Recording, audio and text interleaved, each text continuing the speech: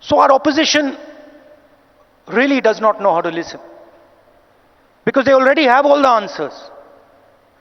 They know exactly what is supposed to be done.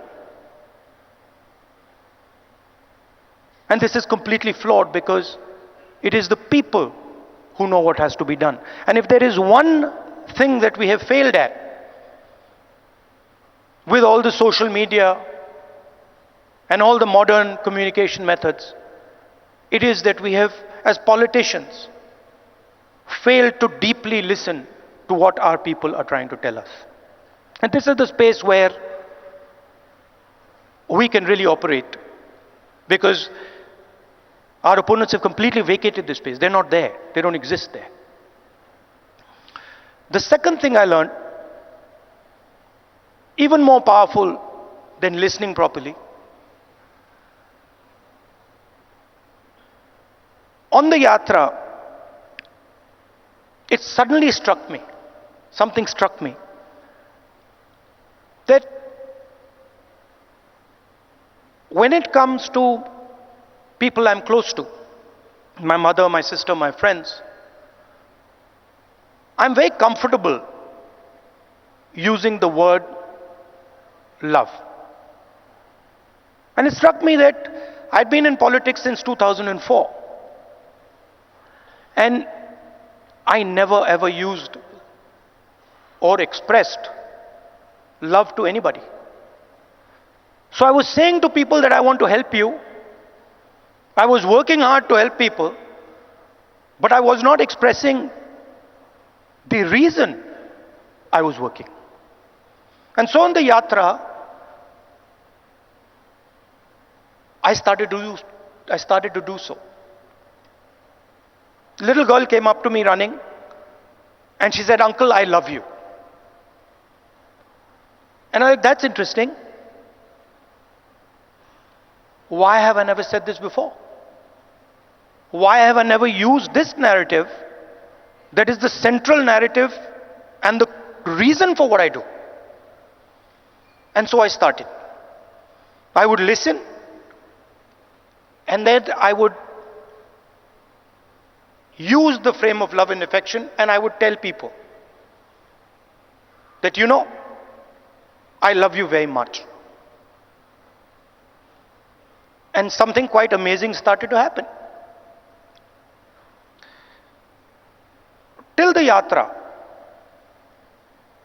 I never used the frame of love, and nobody else used the frame of love. So I didn't have people coming up to me and saying, "I love you."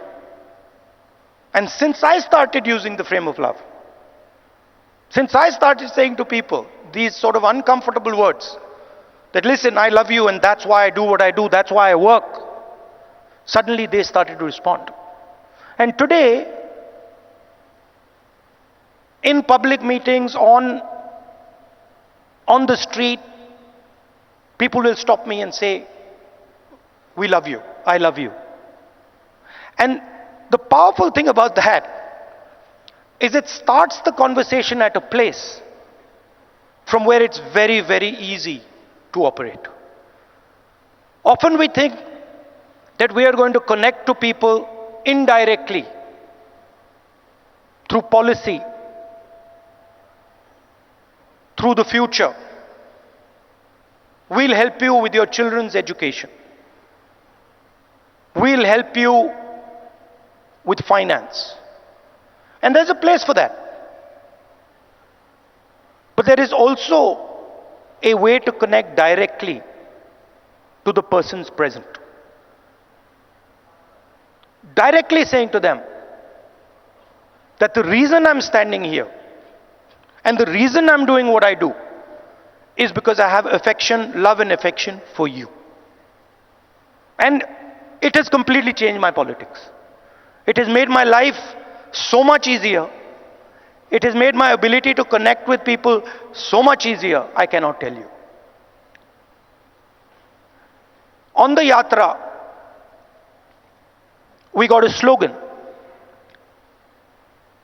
The slogan in Hindi is "Nafrat ke bazaar mein mohabbat ki dukaan."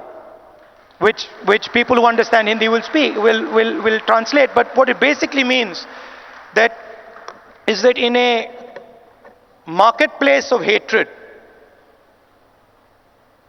you are opening a shop of love. Now, this slogan became very, very powerful in India. The idea that no matter how much hatred someone spreads, the biggest and most powerful way to disrupt them is not to copy them, not to argue with them, not to fight with them, but right in front of their hatred, to place the idea of love and affection.